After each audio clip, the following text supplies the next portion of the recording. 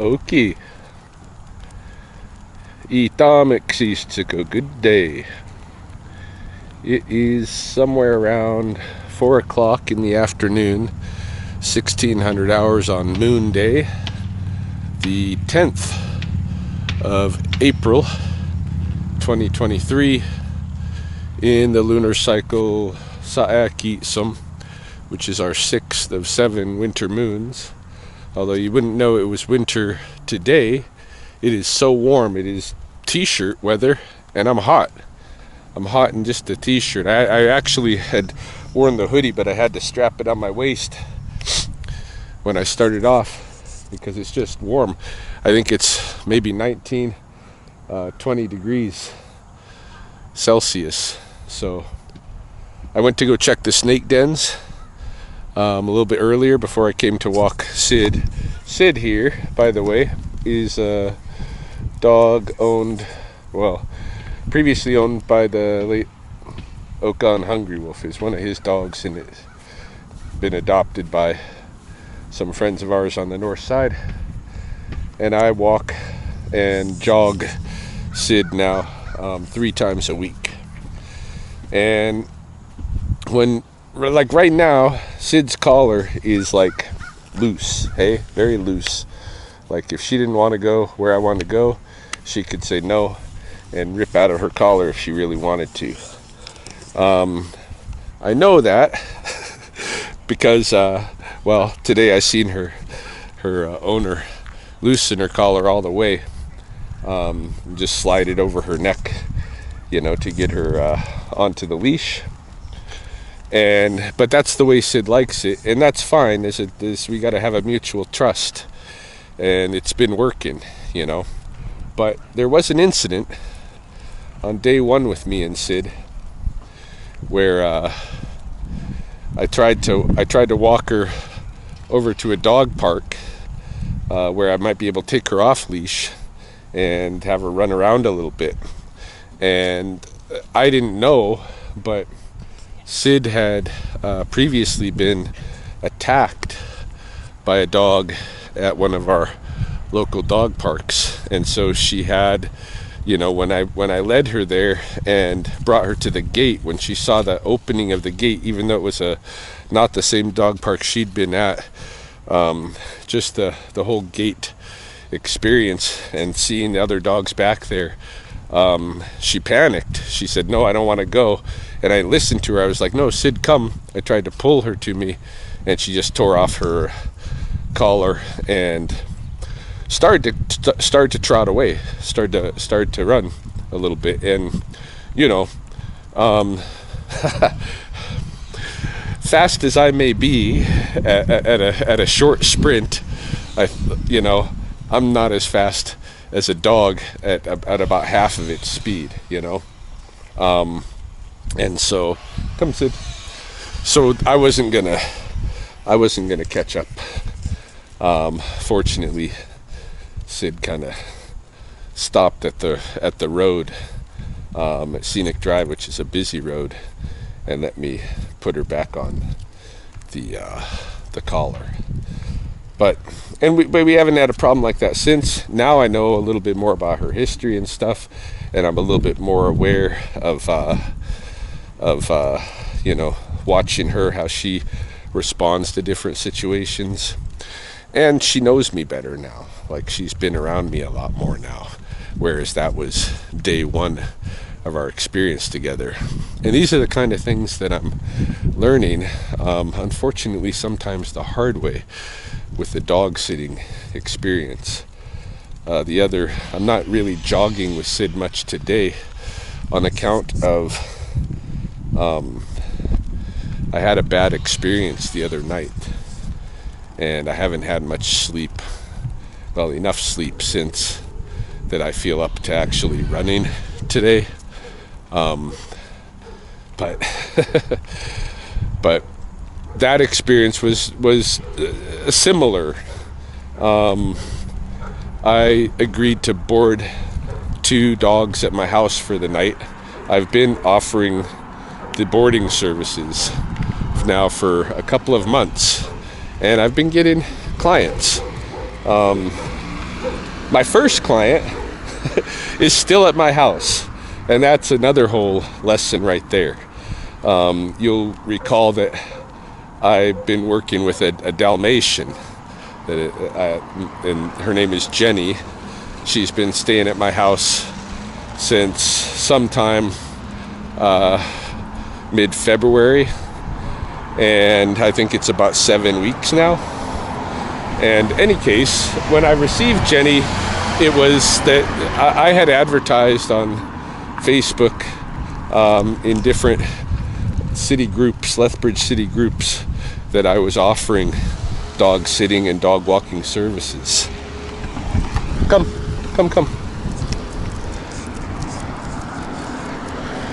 I had advertised, and I'm fairly well known, because of the rattlesnake work that I do here in town, and my YouTube channel associated with it.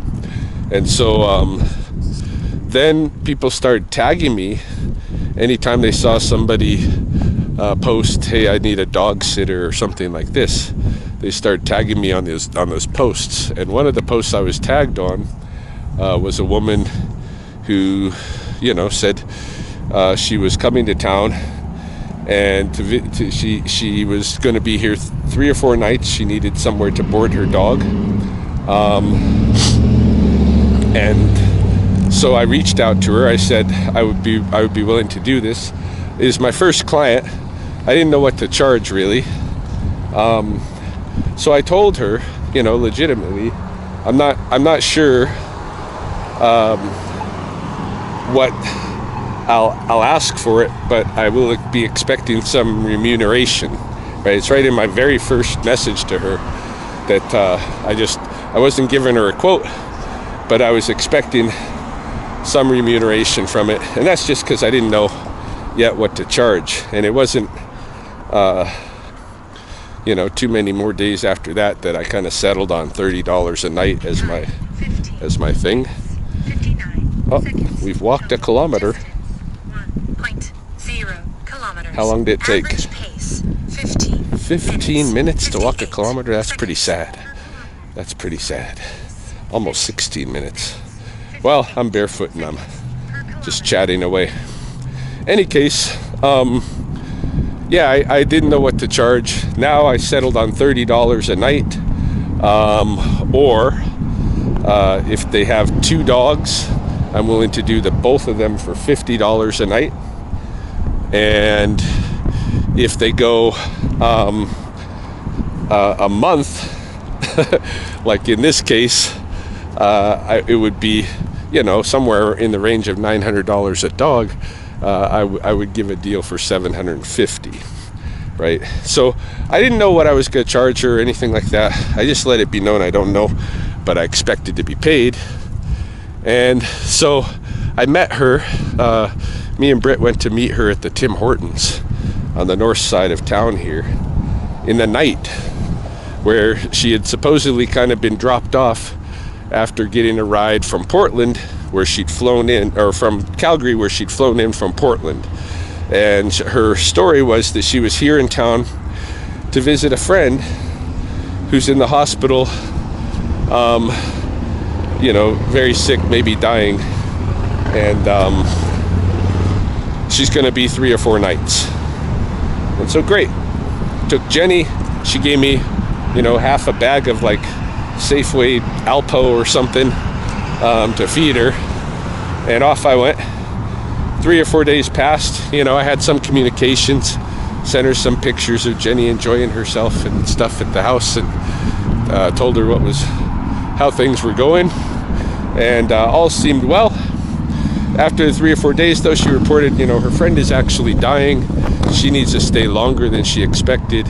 She's got to wait for her friend to pass. So she was waiting, and then her friend passed, and then the time extended because then she needed to organize the funeral of her friend. And then, so I figured, she's spending money she didn't expect to spend if she's organizing her friend's funeral and stuff.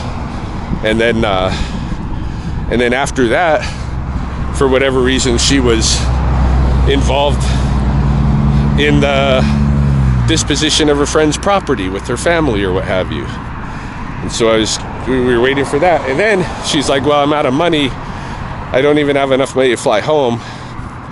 And I told her, well, I am expecting to be paid. I've had Jenny a full month. This was when that conversation occurred. It was at the exact full month. And said, I've had Jenny a full month now. That would normally be about $900. I'm willing to give it to you for the $750. And she said, well, I can't pay you.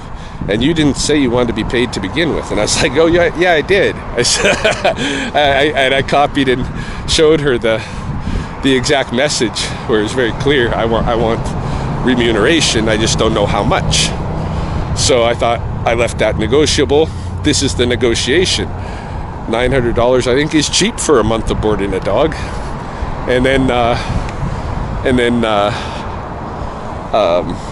I'm giving her a deal for $750. What does she think about that deal? If she comes back and says, I just am not going to pay you, basically. And then I start threatening to keep Jenny at a certain point. A couple weeks later, I started threatening to keep Jenny because it seemed that this dog is abandoned with me, more or less. I did some investigating. I found online that this woman had posted that she's going to Bend, Oregon to visit a sick friend in the hospital and is looking for somewhere to board her Dalmatian for 3 or 4 days, and then oh, hold on. Come.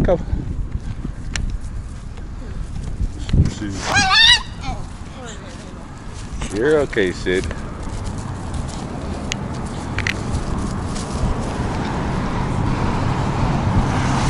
All right, so yeah, she's posting the same story, but she intends to go to Bend, Oregon, probably pick Jenny up from me, go out there next, look for another sucker. So, I started threatening to keep her dog. She's like, no, you can't keep my dog. And I'm like, I need to get paid. She says, well, I'm going to pay you something. I'm going to send something to you. That's something, I don't know what that's going to be. She seems to think that because I didn't give her a quote at the beginning, she can just pay me whatever she wants. And maybe just not even pay me. I've found people who know her. And I learned that she's been in Lethbridge a good, lots of time in her life. She spent time here homeless. She spent time in Tabor homeless. She's currently homeless. She goes into the shelters and she finds somewhere to board Jenny while she does that. And so, I would feel for her for that story alone. I didn't need a dying friend's story to go with it. Maybe the dying friend was real. I mean, I've heard that it may have been that. Sid, don't eat weird things. I hear that it may have been real, but it involved a stabbing victim. That's just that's just gossip. But I've still got her dog, and it's been 7 weeks, and I don't expect to get paid for it, but I expect at some point she's going to come pick him up and walk away. I talked to the police, asked them, what could I do? I was advised if I really want to do something, I need to just go to the civil court, like tomorrow when it opens up. Go to the civil court with all my evidence. Maybe a judge will let me retain Jenny as collateral until I'm paid, and that's settled. But I'm not a litigious person. I just thought, if you go to like a vet's office or even like an auto shop and you give them your vehicle and you come back to get your vehicle after they fixed it and you don't pay, they're not going to give you your vehicle back. So I asked about that, and what I learned is you have to have a contract at the beginning, of course. They have to sign a contract that they can't pick up the dog or the vehicle or what have you until the service has been paid. So without that contract, I can't keep the property. It sucks.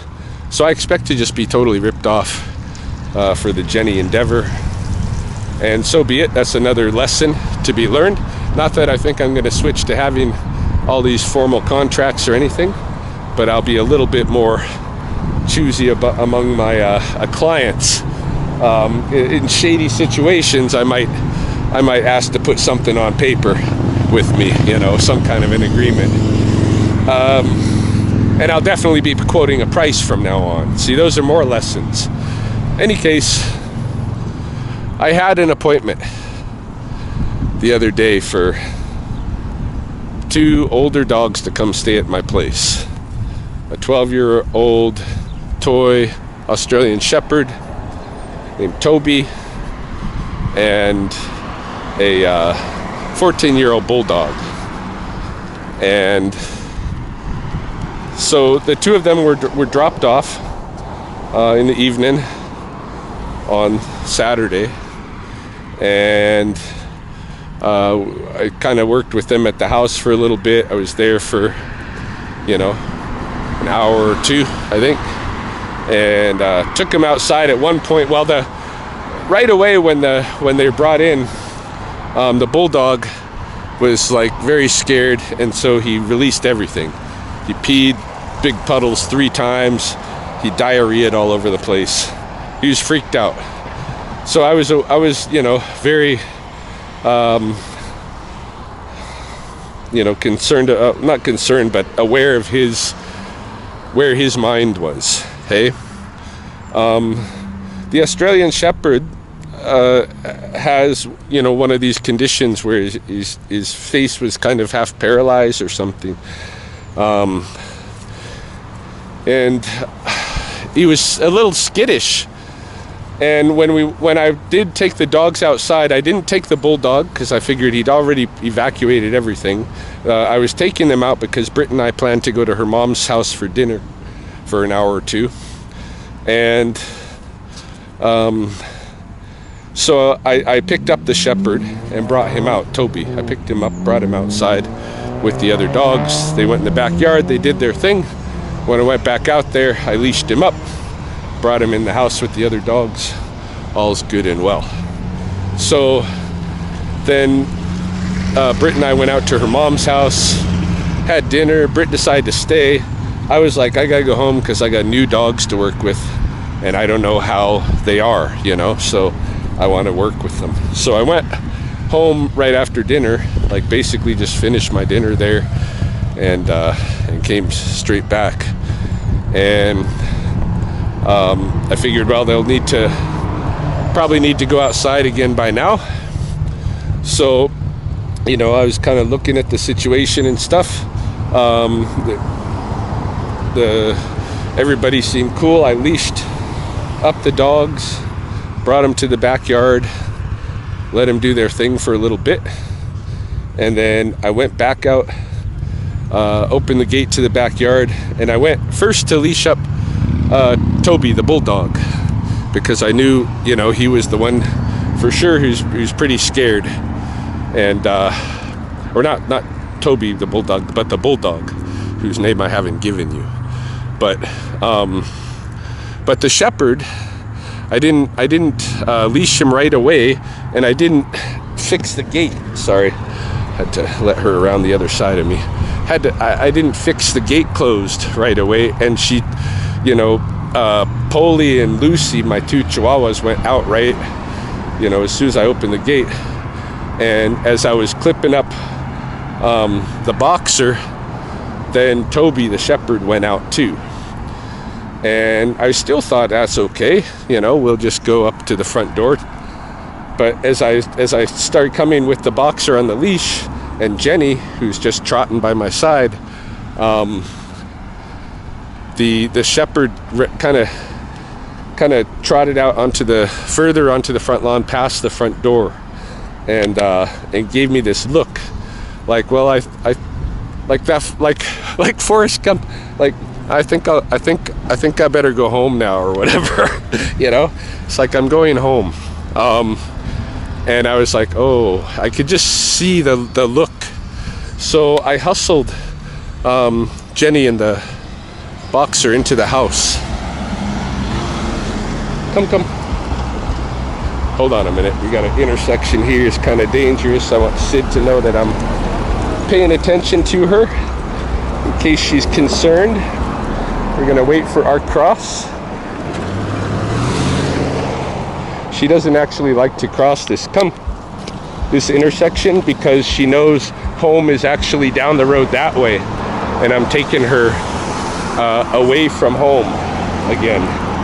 Like she would have loved to turn that way and go, come Sid. So she's even still kind of like pulling in that direction. Sid, come, let's go this way.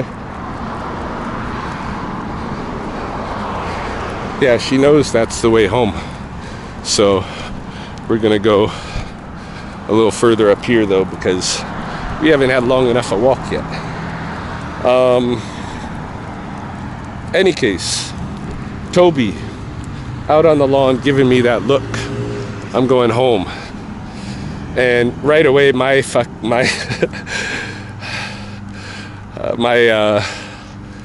heart starts to sink. So I'm like, oh no. So I hustle Jenny and the bulldog into the house. I don't even clip off the leash to the bulldog. I just get him in the door, close the door, and I start moving over to deal with Toby. But I'm already, and I'm sure he could read it. I'm concerned, you know, really bad concern that something's going to go sideways here. I have to get this under control, but it's hard to mask that apprehension. I'm sure he read it. He started trotting away across the street from me, and I kind of moved after him. I didn't want him to feel like I was chasing him, but I had to keep, you know, some pace with him. And so I tried to both move quickly and but not too excitedly, and I tried to kind of box him in across the street. He was in a situation where he was going between neighbors' parked vehicles and stuff, and I kind of had a opportunity to box him in a little bit, and he tried to sneak past me, and I went to grab him with my hands, and my fingertips just touched him, and he went, you know, like as if he'd been hurt or something. But of course he hadn't been hurt. He's just scared, and at this point now he's real scared, right? So his trot turned into more of a quicker pace, looking back at me. Now he's scared of me, and now I'm afraid this situation's like out of control. Like he's not in a mind frame, and he's moving. He's not in a mind frame where I think I can turn him to be like playful with me. Like, you know, I've heard people say if a dog is bolting on you, you know, you got to just get their attention and run away from them a little bit, you know, and get them to kind of start chasing and playing with you. I can't imagine that working in this situation. It's nighttime. I'm feeling a little bit of panic. He's feeling quite a bit of panic. He's scared of me, trotting away, and he's moving at a clip that either I have to go after him, or he's just gonna go down the block and I'm gonna lose him. So I decide my best bet is to full out chase him down, like I do with lots of animals. You know, when they're injured and stuff like that, and I have to nab them. You know, sometimes you just have to chase them down. You have to be able to sprint. So I put on a full-on sprint after Toby for about 2 blocks, which is not the smart thing to do. That's just going to scare him more. I realized that, but I really thought I could catch him. You know, I really thought I could catch him, but he outpaced me, and I got winded after giving that hard of a run for a couple of blocks. And so I turned back, watching him go up another block and turn and run away in a different direction. I went back and got my truck and came back to start driving around looking for him. At that point, I called Britt at her mom's house to talk to her about what was going on as I was driving around looking for Toby. And you know, I was like, should I call her, his owner? And I was like, oh wait, I found him, and I came across him. Wasn't too long. I came across him, and so for about 20-30 minutes, I was kind of like, I would drive up on next to him, or ahead of him or behind him, park, get out, try to get him, try to be calm and get him to come to me and stuff. And then he'd run away. At one point, again, I thought I had him cornered, and I started acting like I'm gonna catch you instead of being inviting. I started acting like I'm gonna catch you because I thought I was. I had him in a cul-de-sac, and I didn't think there was. I thought he was gonna get boxed in at somebody's front door or something. That's how it looked, and that isn't how it went though. Skirted around me again. I drove up another couple of blocks, got ahead of him, got out, tried to be nice again, and he just turned and ran the other way. And at that point, I was like, all right, I better call his owner over here because maybe he'll come to them, And so I messaged his owner. She said I'll be here in 10 minutes. Thank God she hadn't left him with me and left town. I don't know what the plan was, maybe some kind of Easter celebration or whatever, but I've spoiled that plan because I had to report to her that her dog had bolted on me and it was lost in my neighborhood. I needed help trying to get him back. So she said, I'll be there in 10 minutes. And she was. And then she set off on foot, calling in the directions that he'd gone. And I set off again on the truck. And we searched for a couple of hours until about midnight, unsuccessfully. I never saw him again. I think I probably tired him out to the point where maybe he went in somebody's backyard or something, laid down somewhere. But he didn't come out for her as she was walking around. I don't know if he'd already moved beyond the points where she got or what. But we never found him. And we said, okay, at midnight, we said, all right, we're probably not going to find him tonight. Let's go sleep and, first thing in the morning. And so I didn't sleep well, of course. And I'm sure she didn't either.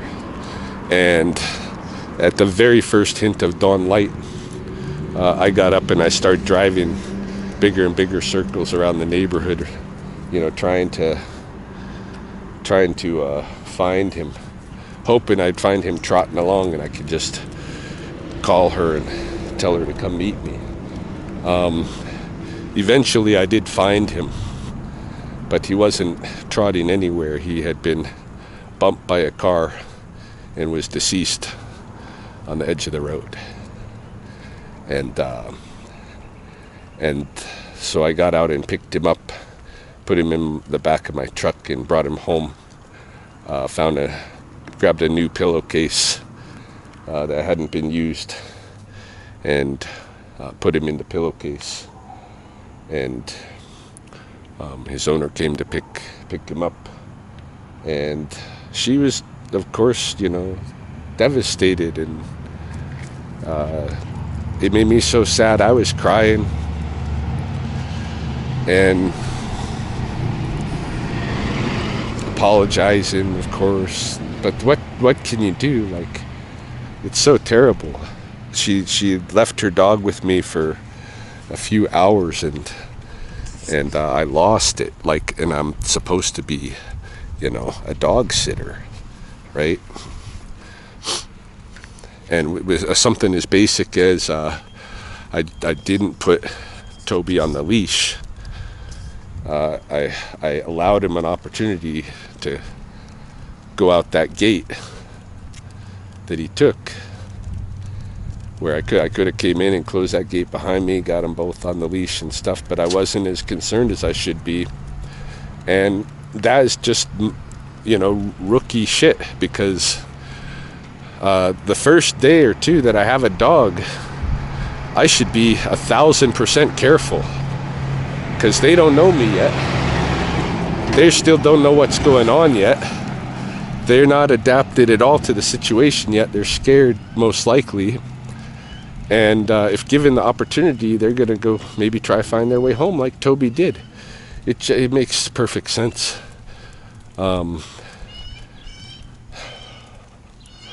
It's a lesson for me. Lessons, several of them for me, but interwoven. But that cost is way too high. I can't be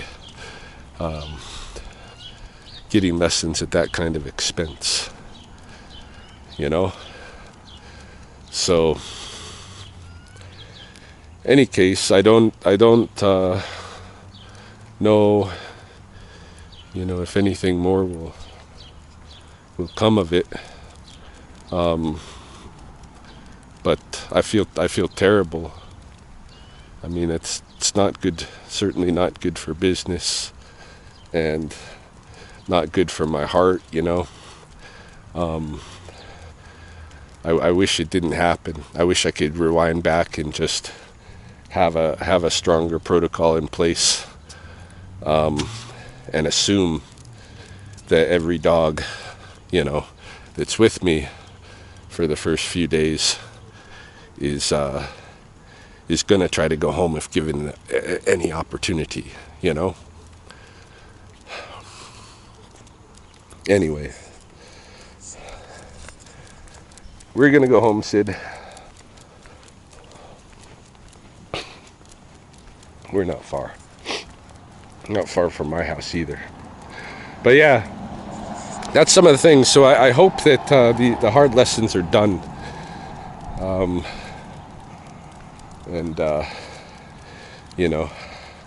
certainly I'm not going to assume, as much as I have been, that just because I'm comfortable with the dog, that the dog is as comfortable with me, or will be.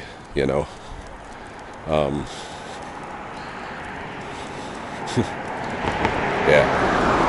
Anyhow, that's my update.